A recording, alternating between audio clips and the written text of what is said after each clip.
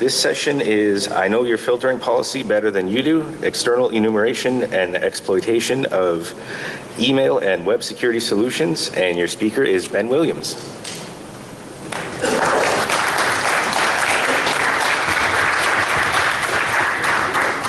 Good morning.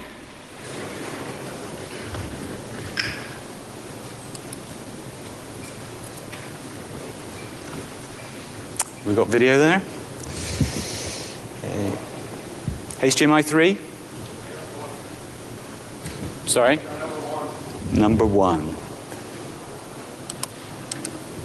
There we go, that's better. Well, welcome. It's Vegas and it's 9 a.m., so you've done well to get here. I know some of you probably got jet lag, so you're probably up since 4 a.m. if you've traveled from Europe like I have. And some of you may even have been up all night, but well done in either case. So my name is Ben Williams. I'm a penetration tester, and I work for an NCC group in the UK. So I'm going to talk to you today about, well, it's in the class of auditing, but you could say it could either be done offensively or defensively. So it fits into kind of both categories. So my day-to-day job as a penetration tester is trying to gain unauthorized access to internal networks, external networks, web applications, that kind of thing. So I'm very much thinking in the attacker mindset. So I'm going to give a little bit of background about some of the talks I've given previously, and then I'm going to do a section on enumerating web filtering solutions, and then I'm going to talk about enumerating email filtering solutions, and as I go, I'll talk about bypassing these solutions and give a little bit of summary at the end. I've spoken previously for Black Hat Europe a couple of times on hacking appliances. So finding vulnerabilities in web security and email security, appliances, firewalls, remote access gateways, that kind of stuff. But this talk is a little bit different, because previously I've talked about vulnerabilities in the product themselves, which meant an attacker could take control of those security solutions. And I've demonstrated getting root shell on various different appliances in these previous talks. Within those couple of talks, I talked about vulnerabilities in products from about 12 different vendors. So those were attacks against the products themselves to take control of them. This presentation is a little bit different because I'm talking about enumerating the policies and products from the outside and using that to bypass the policies which are in place. So previously I've shown kind of high severity issues. So today I'm going to be talking about low severity issues. So let's hear it for the low severity issues. Well, why are these really interesting? They're interesting to me because low severity issues, nobody really wants to take ownership of fixing those. You know, they're at the bottom of the list. But they can be generic, so they can span a lot of different products, and they can be persistent, so they last a long time because nobody wants to fix them. And most of the issues that I'm going to be talking about today are exploiting, well, not even exploiting, because I'm not going to show you any exploits. It feels weird to be standing up here, like, not showing you any exploits. I'm going to show you a few little tricks, but there's no SQL injection, no cross-site scripting, no command injection, no same origin policy bypass. So none of the stuff that I've talked about in previous presentations. We're just going to be using functionality which is there by design. So here's a typical simplified network diagram. And the products I'm going to be talking about today are the email and web filtering solutions, which kind of sit in the DMZ here. So for the web filtering solution, this basically proxies requests from the internal network. They go out around here and then proxy it out to resources on the internet. Right? But there's no external facing services on this box. You shouldn't be able to tell what solution this is from the outside. Right? You with me? Email filtering, typically you're going to have port 25 open so you can receive inbound email. And you shouldn't really have too many other services open to the outside from this, but you may in fact have a managed service in between So messages aren't actually delivered direct, in which case you wouldn't be able to talk to this box directly anyway.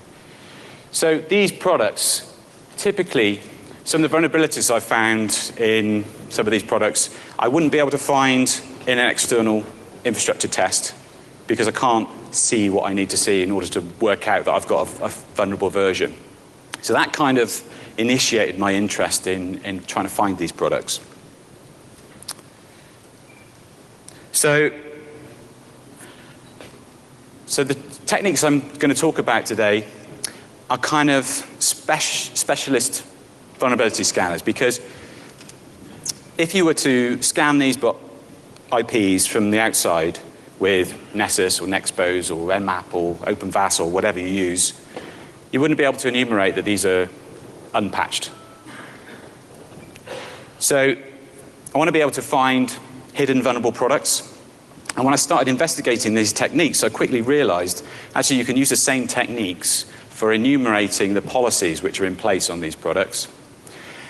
So you could use that in advance of, as an attacker, in advance of a phishing or client-side attack to greatly improve the effectiveness of the attack. Or as a defender, you could use it for auditing purposes, to audit your policy. And I'm talking about the effective policy rather than the one you think you've configured. Because very often in these products, the UIs can be a bit confusing. You're not quite sure exactly what you have configured until you test it for real. And also, I've used the tools and techniques to do kind of more of a capability analysis of some of the products. Of what can they do, especially in terms of deep content analysis? Can products find an executable embedded in a Word document?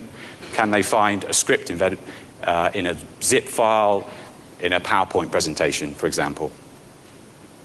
So the tools I'm going to be talking about are new tools, and we're going to be releasing these, probably release WebFeet this week and MailFeet next week. So going to be doing some tweets when I do that. I've used them in a detailed analysis as part of customer engagements with some of our clients. I've been doing some specific product testing in a test environment, and I've also been using some of the techniques to do a kind of survey of a wide variety of domains. And some of the stats I'm going to show you today, I've been sending some emails to the Fortune 500 to kind of understand what products they use and some of the policies that they implement. So the first tool we're going to talk about is WebFeet. So this needs a small amount of user interaction, just getting a single internal employee to click on a link and view a web application. And it works by having some JavaScript on the front end, running in the browser, and some files and a little bit of PHP on the back end. But it's a very simple application. And you can use this for audits or reconnaissance in kind of social engineering client-side attack situations.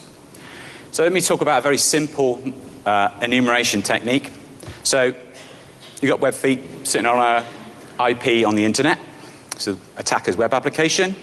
And it runs some client-side JavaScript. So the very simple thing it can do is basically, this is requesting files. Yeah? So you can basically download a series of files, but it's not downloading, it's simulating the downloading because it's making requests from XML HTTP requests. So there's no save as dialog popping up in the user's browser that the user might not be aware at all. So it's very transparent. So the first thing I did with implementing this is to just request a simple file. And one of the things that web proxies do is they modify the HTTP headers in the response. So file gets requested, file is downloaded, headers are modified from the headers which would have been in the original response. So this would be the headers of the original response from the web server, from the attacker's web server. And if it's going through a proxy, you tend to get additional headers. So here you can see a couple of cache headers added, and you can see a host name. So this is an internal host name of the web security proxy. And here you've got a host name, and this is the proxy port. But you tend to get a lot more information. So I'll show you some of that in a minute. But basically, because this is all within my web application, I can pass that information back. And the interesting headers in terms of this type of enumeration, especially the VIA header, but also caching headers and some other custom X headers, So here's some examples of those which I've collected in a drive-by way. So I ran a simple test for a few weeks, and I got hundreds of headers. So here you can see you've got, at the top we've got some cache headers. Here a host name is disclosed. Some of these I've obfuscated because obviously I'm collecting this in a kind of without permission way. So you've got the proxy port. Here you've got an internal IP address, so that would disclose the IP address ranges in the DMZ. Here you can see we've got in the VIA headers, McAfee Web Gateways giving the exact product version that's deployed. Similarly, this is a Barracuda, so sometimes in the host name it tells you what the product is because the administrator has set it up that way.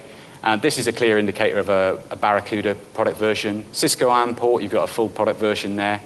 And then you've got things like Squid proxies, so a lot of the web security products are built on top of Squid proxy. But if you know what the vendor is and you know what the version of Squid is, you can work out the version of the product that's in use. And sometimes you get multiple headers, so where you've got proxies chained together, perhaps you've got a caching proxy and a web security proxy chained together, you actually get multiple headers added on. So here, so you can see there's two headers there. And sometimes you get custom X headers, so this is a Web Marshal product, so I can see that. So I can see this as an external attacker, what products and versions are in use.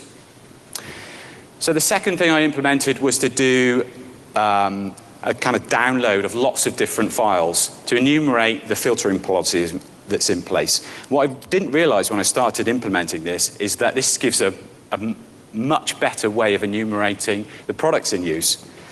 So the way this works is basically the JavaScript on the client side is requesting a whole series of files. So you could have icar in a zip, executable in a Word document, all the test cases you want to do. So what happens when a file gets blocked? You get a block page, right? So either the request is blocked at the request. So, for example, if a site is in a category that's being blocked in a category filter, it would block the request. But more commonly, responses are blocked, especially where you're doing deep content analysis of the file, what's actually in the file. So, for example, if a request results in a malicious file download, then the response is blocked. Now, when things are filtered, that response is then replaced by a policy block page. And the block page serves three purposes. It blocks the threat, it informs the user that the page has been blocked, and it prevents the browser from timing out. So this is a really important feature. So normally, the response is basically some HTML with a block page. Sometimes, a small number of cases, about 10%, I think, it's actually a redirect to a web page on the web proxy or some other internal web server. That's a much smaller number of cases. So here's an example of a web proxy block page. This is from a Cisco ARM port web security appliance. And you see I've obfuscated some of the information there. So you had the original URL here, which has been blocked. And you see you've got a username and a domain name, internal IP address, and the URL again. And at the bottom, it says what the policy was, why it's been blocked. The reason I've obfuscated it is because this is not my proxy. This is one block page I've collected in a drive-by way. So who here is responsible for a web security proxy or the policy on? So did you imagine that your block pages would be externally accessible to attackers? Anybody think that was the case? There's a fundamental problem with these block pages. So, and the problem is that this is my JavaScript, this is my back-end web application. This is all within the same domain. And from a web application's same origin policy perspective, this block page is a modified response within my web application. So this block page belongs to me, so I just capture it in the JavaScript and pass it back for troubleshooting purposes. So I've collected quite a lot of these. So sometimes you get quite a lot of disclosure. So this is similar to the web security proxy. So I'm going to show you a whole series of these different block pages. I don't expect you to take in what's on every single one of them, but I want to give you an idea that this problem is generic and it affects lots of different products. So here we've got, it's telling you the internal IP address, the username, the domain name, and you see actually here there's some functionality, which again, this functionality is within the same domain as the attacking application. So I could actually leverage some of this functionality. But I'm not talking about exploitation, I'm just talking about low severity information disclosure issues today, right? So here's another one. This is a blue coat, a Proxy AV. So here, sometimes you get lots of disclosure about the version number. So you can see Sophos is being used, and you get pattern version, engine version, that kind of stuff. This one's from a Fortinet. Not a lot of disclosure there. This one's from a Sonic Wall. This is Zscaler. This one's a McAfee product. This one's Squid Clam AV. So you can see getting loads of these. I've got a wide diversity. I've got dozens of these things in a short period of a couple of weeks on a low traffic site. This is a trend. So this is quite interesting. So this is ICAR. I'm using ICAR to trigger these block pages, and it's telling me it's a dangerous disease vector, which I thought was kind of amusing. This one is a checkpoint block page. So sometimes it doesn't give you the product quite obviously, but if you just Google some of this standard text here, you'll quickly find out what product is in use. And here, sometimes you have to look in the HTML. You see here, this is a WebSense product. Here are two different blue coat block pages from different versions, but you can see that this one is telling you it's a blue coat, this one doesn't. But if you look at the text, it's kind of standard format. And you probably can't see this, but this one's using a Sophos plugin, and this one's using a Kaspersky plugin. So you can enumerate the plugins that are used with these products as well. And it's a Trend Micro one. So that's collecting block pages from web security proxies as an external attacker. It'll tell me what product is in use. But as a side effect of this, I started getting these, which I couldn't work out what they were to begin with. This is a desktop antivirus plugin block page. Yeah? And here's another one. There's a Trend product. There's a Kaspersky product. Got dozens of different versions of these kind of things. And here's a Sophos one. So because the browser, antivirus browser plugin works in the same way, it's replacing the response with a threat, with a block page, I can collect those. And it took me a while to get my head around this because it seems odd. So let me give you an example of a web feed report. So as I said, the reason that we're enumerating the block pages is we're actually blocking threats. So the way the application works is that it does all these tests and then it uploads a report to the back-end web server. And you see here's one of the example reports that I've pulled back over the last few weeks. And I've obfuscated who the organization was, and I've taken some of the detail out there. But this is the part of the application which is doing some of the file download enumeration. And you can see here, although it's green, that means I've actually collected a block page. So the threat was blocked, but I've collected some information. So you can see ICAR, in this case, is generating a block page. A standard Windows XE generating a block page. File with profanity, not blocked. So red is bad, obviously. Unlocked breakout shell, block page. So some of these threats are being blocked. VB script, batch file on its own, not being blocked. And then a wide variety of files by file extension, not being blocked. Here's an XE by file extension, not being blocked, is being blocked. And then we've got custom XE being blocked. XE renamed to text, not blocked. XE renamed to document, not blocked. And you can see you can have a wide variety of these tests. And this report was generated in about 3 seconds. So it just downloads, well, it's not even a series, it downloads them in parallel because it basically using jQuery to request all the files at the same time. So you've got scripts in documents, password-protected documents, et cetera, and then towards the bottom, URL category enumeration, which I'm going to talk about in a minute. So it's all collected in a drive-by way.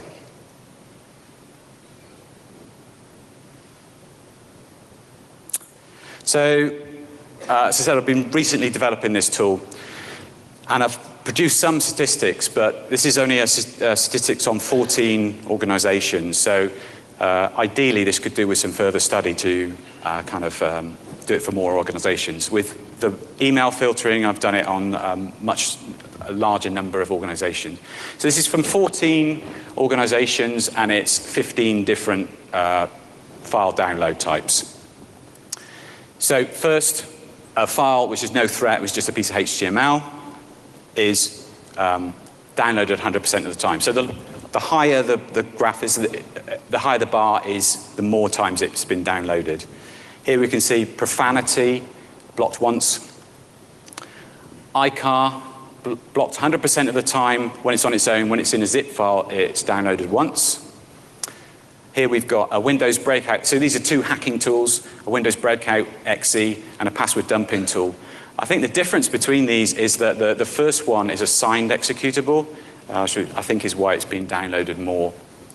Here we've got password-protected documents and archives. So you've got password-protected Word and password-protected Excel, downloaded 100% of the time. Password-protected zip file, downloaded 80% of the time.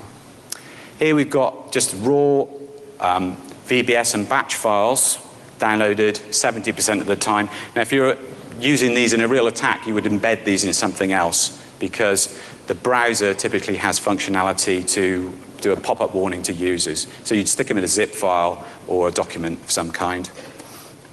And then we've got executables and scripts embedded in different versions of Word. So in Word 2003 and Word 2010. And with those, you're getting a download rate of between 80 and 90%.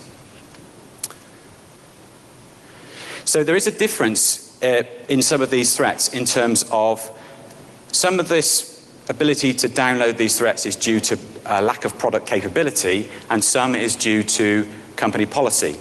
So these ones are different. These are password-protected Excel, Word, and zips.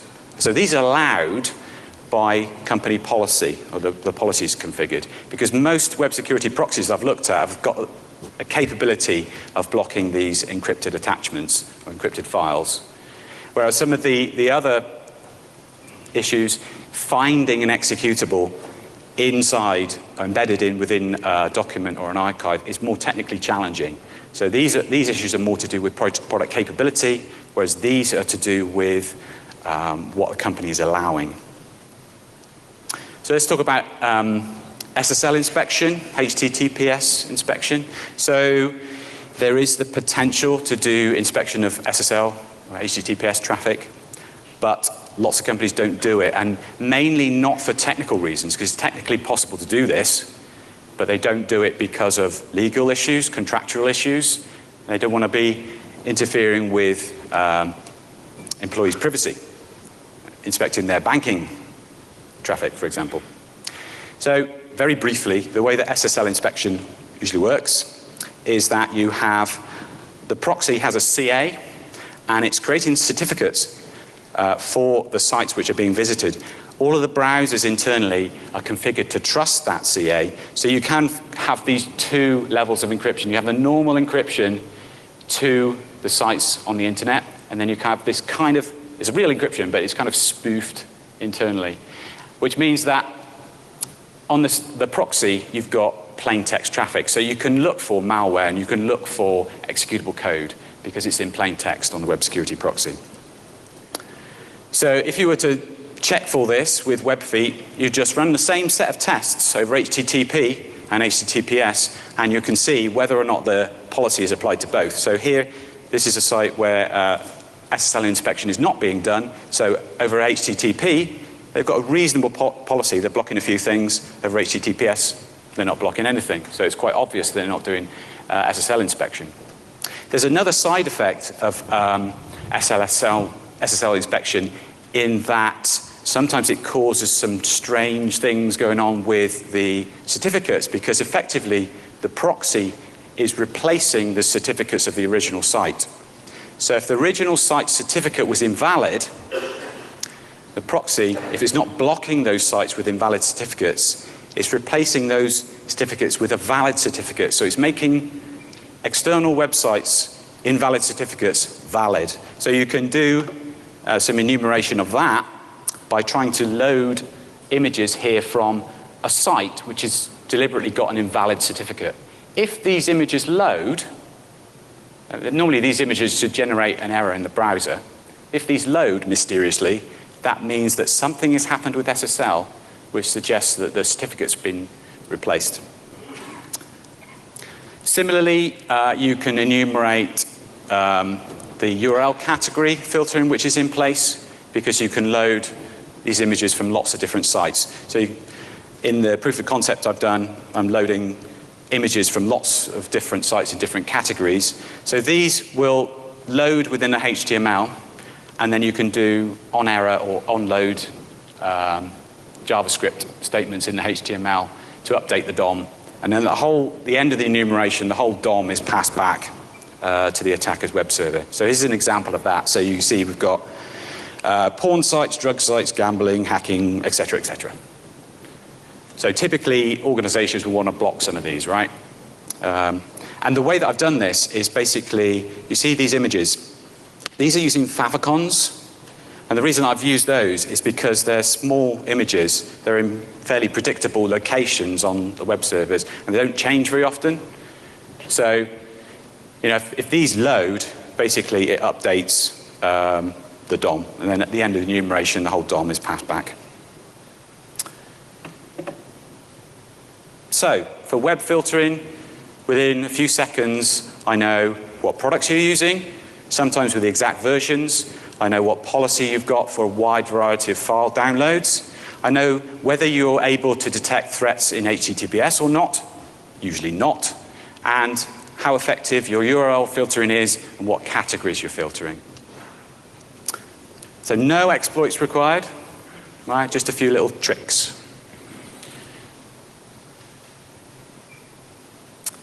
So let's talk about email. So I'll talk about email second because it's a little bit more complex, because the topologies are more complex, the policies are more complex, and you have sometimes multiple layers and different outcomes. So similar principles, but it works in a different way. Basically, you have a tool which is sending a whole bunch of emails, a whole series of emails with different attachments added on.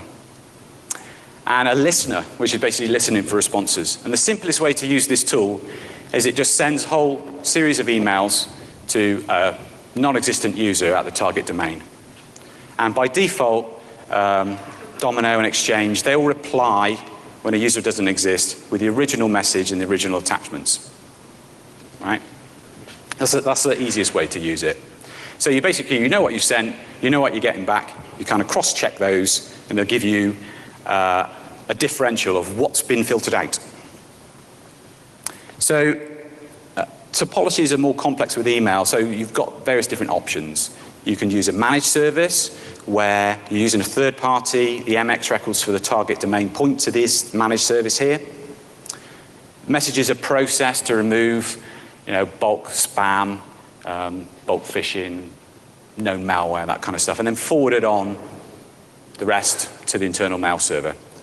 The other option is to have on-site appliance. Sometimes this is built into the firewall, or sometimes a software solution, but it's usually these days on-site appliances. Doing the same thing. Normally, the appliances have more capability, especially in terms of doing deep content security. So often companies have two layers. So they'll use the managed service to filter out the bulk of spam and malware. And then they'll do more complex policies on the email appliance, which is kind of sitting behind that. And normally the path is it goes through both on the way in, but bypasses the managed service on the way out. That's typically what I tend to see. So I did some statistics on the Fortune 500 in terms of the managed services they're using. This is really easy to do in a scripted way. So you can just do this with DNS. Well, in fact, it's more accurate. So the simplest way is to do it is to do DNS lookups for the MX records of all the target domains you're interested in. And within the domain portion of the host names returned, it'll tell you if it's Ironport or Semantic Message Labs or whatever.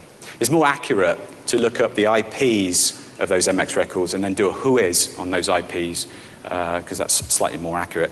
But you see, I've done some real-world stats of the Fortune 500, and you can see 45% not using a managed service, and then you can see who the key players are in the market. You've got Semantic Message Labs and Microsoft Outlook, 13%. You've got Google Postini, and you've got Cisco Ironport and Proofpoint. So that's unintrusive because you're just doing DNS lookups. To find appliances, typically you need to be more intrusive.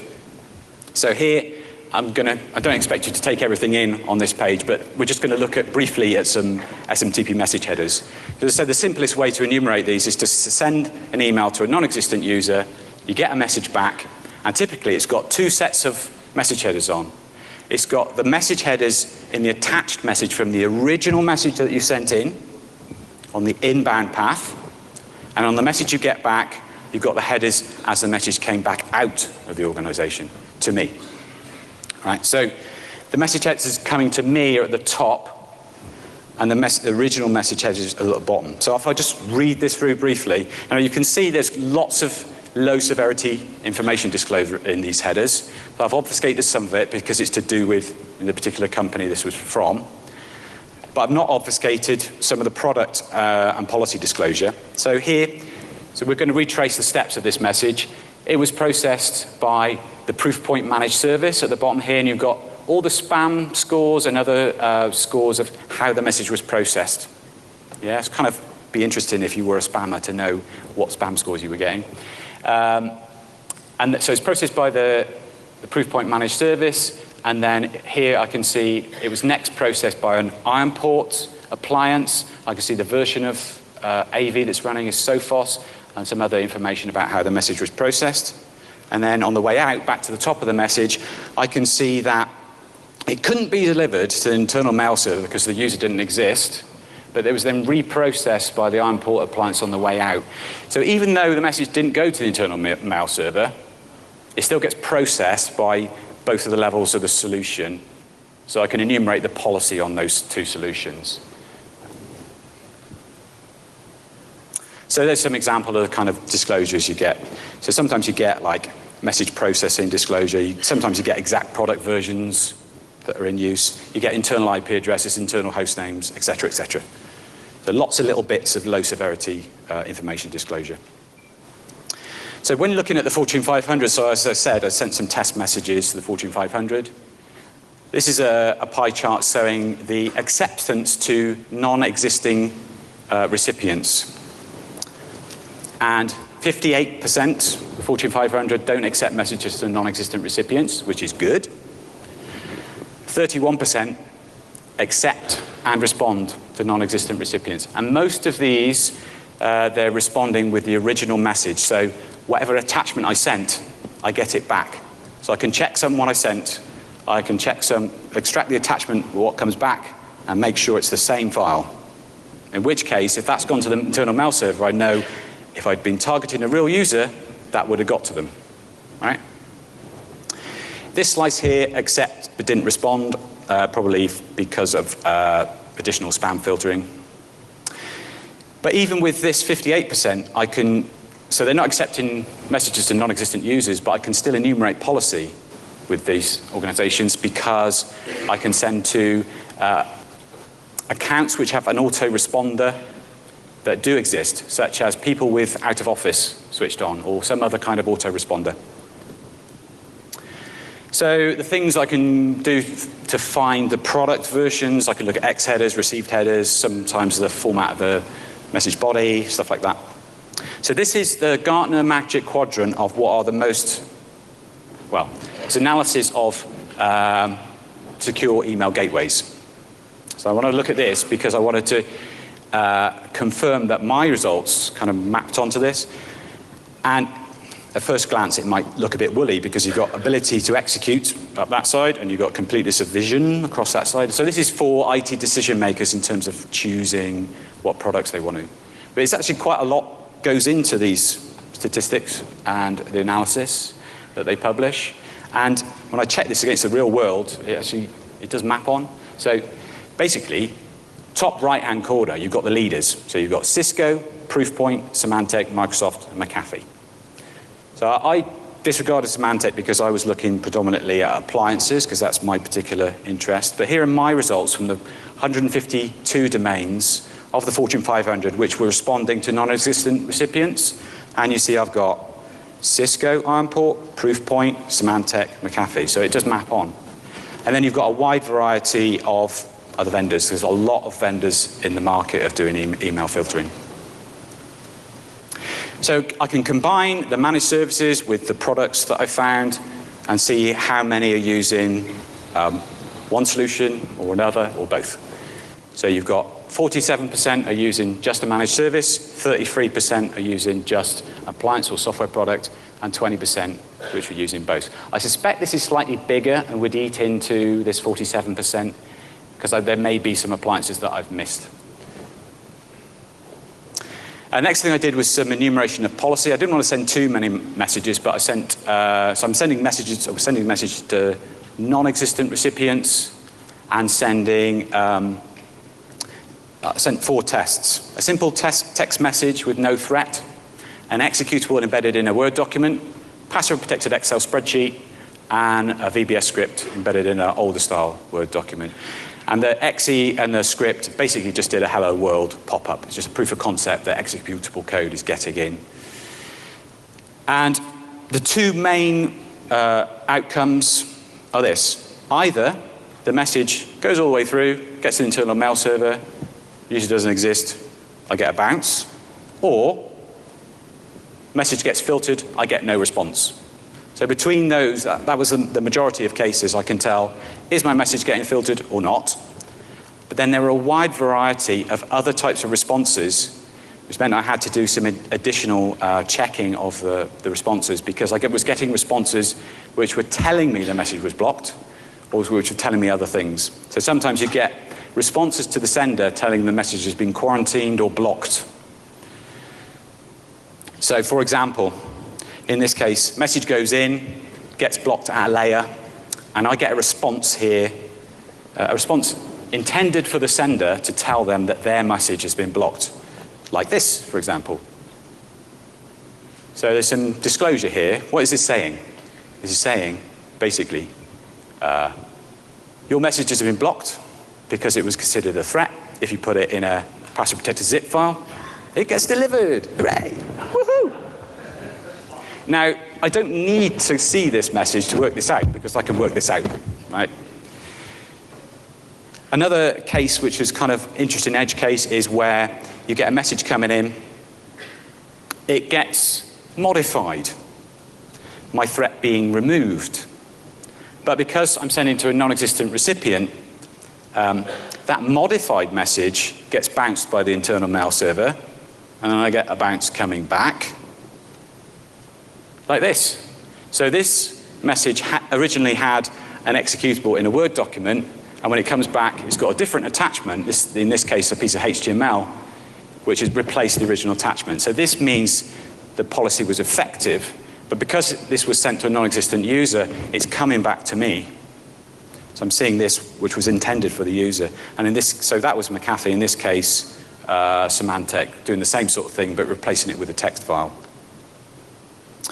So although most of the responses are either I'm getting my message back or it's filtered so I get no response, you get these edge cases that you need to differentiate.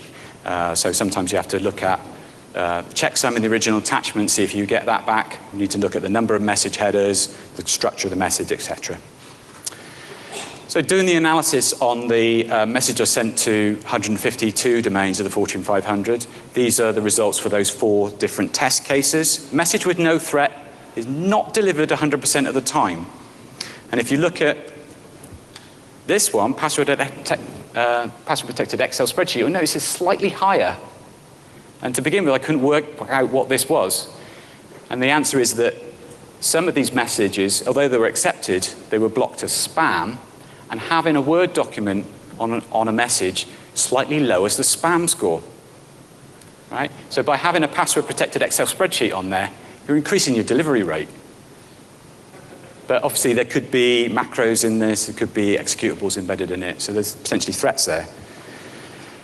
So for the executable in the Word document, I was getting a 60% delivery rate, and VBS in an older style Word document getting slightly higher delivery rate, 75%.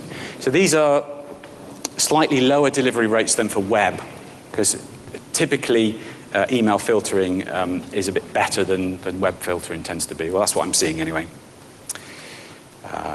So there we go. So I'll show you an example report from MailFeet. So whole series, so basically here's a series of different tests that we're doing. Executable, filtered, so when I get no reply, that is implying it's been filtered. So you can see, this is actually Mail Marshal, this particular one. Executable embedded in, so executable renamed is blocked, encrypted object not blocked. Executable and scripts embedded in various different Word documents were blocked, so that's good. So it's doing deep content analysis. But you see, because of company policy, they're needing to allow password-protected documents and archives because finance and sales, part of their business process, they need to be able to send and receive encrypted Excel spreadsheets, etc. So this is a common problem, and it's a systemic problem. And like you say, I'm definitely getting my attachment back because I checked on my attachment, so I can see I'm getting the same thing back. So here's an example of a document that I've used as part of a client-side attack for a financial institution. I'd previously done a phishing attack and I basically set up a fake portal, got them to try and log in, collected their passwords, but then I started getting responses treating me, the external attacker, as the support person. I can't log in, I'm getting this error message, and I'm supplying them with the answer. I'm solving their problem. So this is basically an executable embedded in a Word document, which hides the executable from the email filtering solution. But this was Metasploit reverse interpreter over HTTPS. And I'd encoded it with the veil evasion framework so that it was hiding that from malware detection. And putting it in a Word document hides it from the fact that there's executable code there. So basically got shell with that on an internal system, which they were concerned about, as you can imagine. So for email filtering, I know what products you're using. I know what your policy is for a wide variety of file attachments. The enumeration takes a bit longer because one of the problems you get with email is that you've got to overcome the anti-spam technologies are there. So you need to overcome tar pitting and grey listing. So you need to send your messages slower. And you need to start with an IP address which has got at least a neutral reputation. So typically it takes between 5 minutes and an hour to do this series of tests.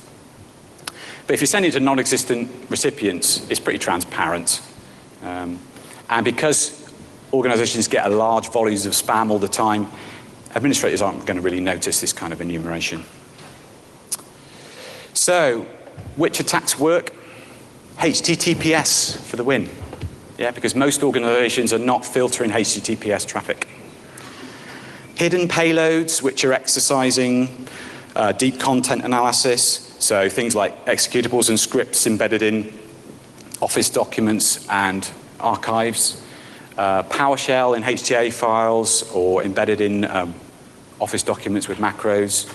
Multiple layers of embedded, so you take an executable, put it in a zip file, put it in a Word document. You know, lots of products can't unpack to that level. So for example, this is a PowerPoint presentation, and this is an executable embedded in it, right?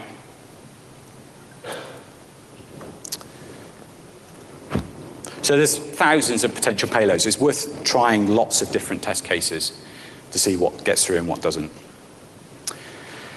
So in summary, external attackers can enumerate your policy. Policies are generally weak. No O-Day occurred. I haven't showed you any exploits, just a few tricks and techniques to trick users into executing arbitrary code. Encryption is the attacker's friend. So encrypted attachments, companies need to be able to send and receive these because it's part of their business processes to do so.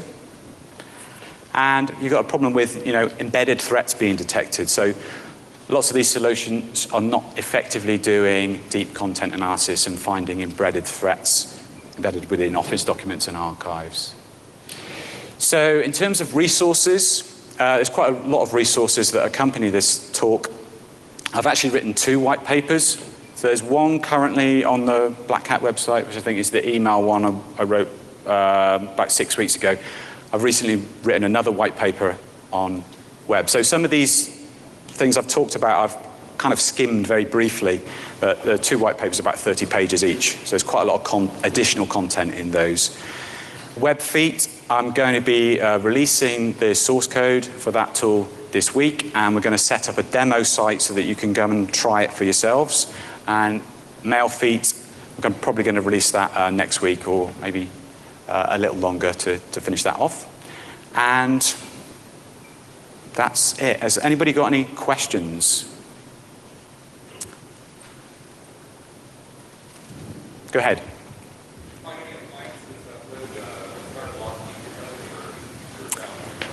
Yeah, so of the Fortune 500, when I did those tests, so I started off with 153 domains which responded with a message coming back to me. And after 2 emails, 1 of them stopped responding. The other thing I found with web is that if you keep using the same payloads over and over again, so I was testing a McAfee product. After a couple of weeks, it started blocking some of the payloads. So if you were doing this from audit purposes, you need to kind of refresh your payload. So I started working on a tool to automatically embed executables and scripts in various different documents to regenerate the payload set so that you're taking a fresh look at it each time. But it's not a great deal that are reactively blocking. Any other questions? So if you were running a proxy, would you turn on HTTPS? It's a problem, isn't it? Because, so I was talking to one of the vendors, or a couple of vendors yesterday. There is a solution to this if you don't want to inspect banking traffic or other types of categories, for example. So when I was talking to, I think it was WebSense, so I asked him specifically this question. What do you do if you want to do traffic inspection, but you don't want to do it for sensitive sites? And the way that they can do it is basically they have URL categories for filtering, but you can also apply those categories to inspection. So you can say for these sites, banking, government, other finance apps, confidential apps, don't do SSL inspection, and for the rest of sites, do SSL inspection. So there are solutions to this if you investigate how it can be done. Any other questions?